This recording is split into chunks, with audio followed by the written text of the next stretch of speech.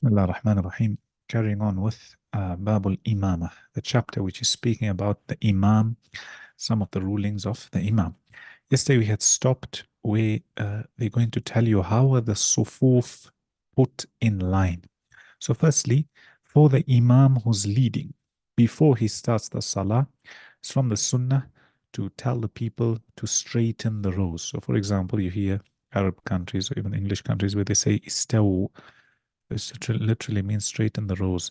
Then there's different alfaz, different wordings in different ahadith that the Messenger sallallahu alaihi wasallam used. One of them is istaw, one of them is suddul khalal, tarasu, etc. All that is to encourage the people to fill in the gaps, to fill in the first line before the next or before the previous one, meaning not to leave any gaps, and also to stand close to one another, shoulder to shoulder, and the heels in a straight line. One mas'ala I want to touch on is when it comes to touching the feet in salah. We find some people, they read salah with the feet touching like this. They are taking by what is apparent in one of the ahadith. However, majority of the ummah are not of the opinion that the feet need to be touching. Why I mention this is because those who believe it's sunnah at times, they force that opinion onto others, and they carry on standing on the person's foot next to them. Adiyya is not from the sunnah. And if you're going to, adiyya means harm. And if you're going to do something haram in order to try to fulfill a sunnah which you perceive is, then you're doing the wrong thing. So if you believe it's sunnah, to join the feet, also do it with somebody who believes it. And if somebody moves their foot away, they don't believe it. The majority of the ummah is of the opinion that the feet do not need to touch. So the imam, when he stands and he orders the people to straighten their lines. Here the scholars mention, so let's just imagine that this is a masjid. Okay. Here's the imam standing here in the middle. And let's say you've got men, women, and children. How must they make their sufuf? Bearing in mind, in those days, they didn't have partitions as such. Wallahu alam, there were no partitions between the men and the women. So how they used to stand is, or how they're supposed to stand, the men first. Okay, let's say these are the men. After the men, any children, and the line of the children, for example. And then as we spoke about people who are hermaphrodites, especially before when there wasn't as good technology, etc., you find a person, they don't know, are they male or female, due to the fact that the way their private parts are, or you find that what they call khuntha, those which are mushkil, which is not apparent, and those it becomes apparent. So anyway, these people are here after that, if there are any. And then after that is the women. Okay, so you got the men. After them, you've got the children. After that, you've got any people who are khuntha. And after that, you've got the women. Bearing in mind that that's why the Messenger ﷺ says the best sufuf for the men are the front. And the worst sufuf, mean the worst lines for the men, are at the back. Why? Because they would be very close to the women, etc. Now, in most of the masajid all over the world, you've got a barrier, you've got a partition. Sometimes it comes like this down the middle. Sometimes it comes, for example, it's one of the doors here, and it's a section like that, etc. So, inshallah, there's also no harm, regardless of, for the men, the best is to always be in the rows which are in the front. Then, in the Hanafi madhab, they go on to mention what's the ruling of women attending Salah in congregation. The Messenger ﷺ says in a hadith, لا تمنعوا إماء الله مساجد الله. Don't prevent the women, servants of Allah, from attending the house of Allah. However, وَبُيُوتُهُنَّ خَيْرٌ لَهُنَّ.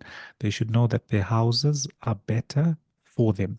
So if you look at this hadith, you've got an order for the people to say, don't prevent the women from coming, and in order for the women to say, you know what, your houses are still better for you. The Hanafi madhab are of the opinion that it's generally disliked for the women to come for jama'ah, for salah in congregation. They mention one of the reasons is because of the fitna. And there's a saying of Aisha radiallahu anha where she says, if the Prophet sallallahu alaihi wasallam knew what the women have done now, meaning after he passed away, he would have prevented them from coming to the masjid. So they take from that. And there's other madhahib which allow the women to go, meaning completely permissible, obviously as long as there's no fitna. Hanafi madhab are of the opinion that it's makruh regardless of. What we could say in our terms, our times, everybody knows their situation best. At times, what has happened now is you find that people go to a school, everything's mixed. People go to university, everything's mixed. People go to the shops, everything's mixed. People go to their workplace, everything's mixed. People go everywhere else where it's mixed, and then when they speak about the masjid, they say, no, we mustn't go because there's fitna. But you're already in all this fitna in the first place. So you've got to see and you've got to weigh up. No doubt, the Messenger ﷺ said houses are better. And we've got to understand that at times, in we've got to look at what is most appropriate. Sometimes you've got durus in the masajid, you've got Islamic knowledge, you've got khutab which are beneficial, sermons, etc. And people are benefiting in all these places that I told you, except the Islamic field. Why? Because they say, no, we mustn't come to the masjid, or don't let the women come to the masjid. The Messenger sallallahu alaihi wasallam, his words are clear. Don't prevent the women from coming to the masjid, but they should know that the houses are better for them. Thereafter, they move on to a few masail to complete the bab. They're talking about a person who has salasul bawl or mustahaba. We spoke about salasul bawl as well as istihada in Kitab al-Tahara previously. Salasul bawl is a person whose urine isn't stopping. Okay? Salasul bawl. So say a person who has this, or istihada is a woman who's bleeding. Okay? However, the blood coming out is not haid or nifas. Okay, so here this doesn't prevent the woman performing salah. It's not haid or nifas. So they say a person who has salasul bawl should not be leading somebody in salah who is healthy, who doesn't have salasul bawl. Okay. Similarly, a woman who has istihada should not be leading another woman in salah who doesn't have istihada. So if you look at it, they're trying to tell you that the person who is in the better condition, okay, the person who is in the better condition, health-wise, especially when it comes to najasa, should not be led by somebody who is excused in certain fields when it comes to salasul bawl as well as tahara. Thereafter, they mention a mas'ala where a person may think that it's not permissible. So they go on to mention that as for a person who's made tayammum,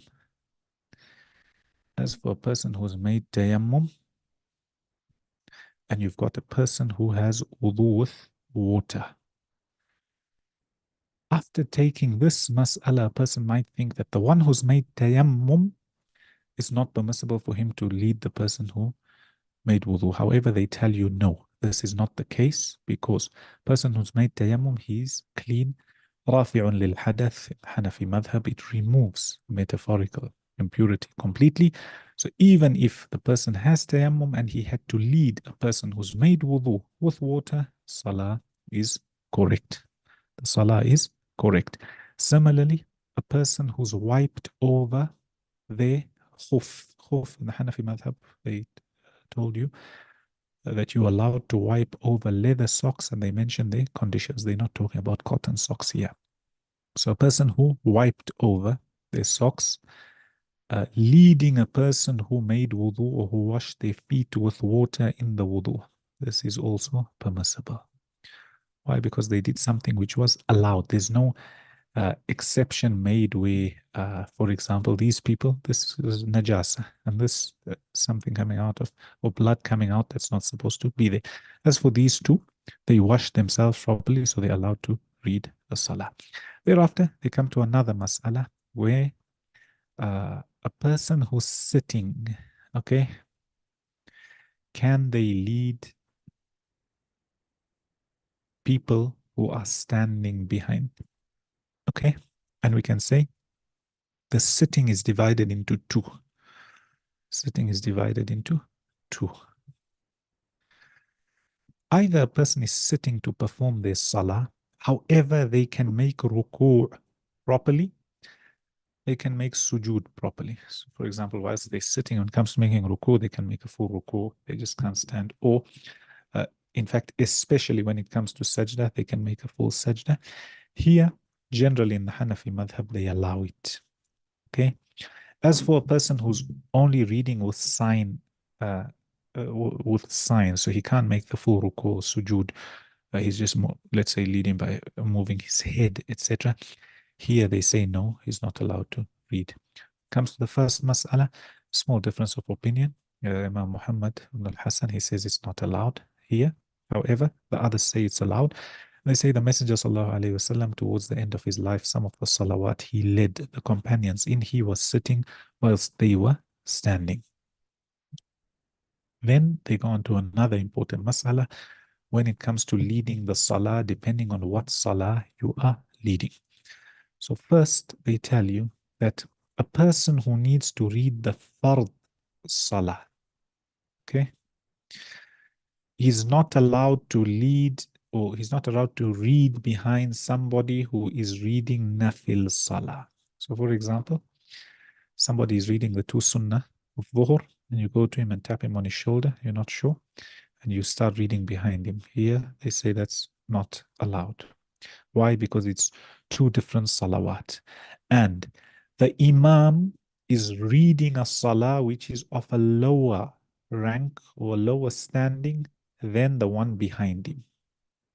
However, if it's opposite, where the imam, okay, the imam is reading fard salah, so that's the highest caliber, and the person behind him wants to read nafil, here they allow it. Okay, so here is not allowed, here is allowed. Why?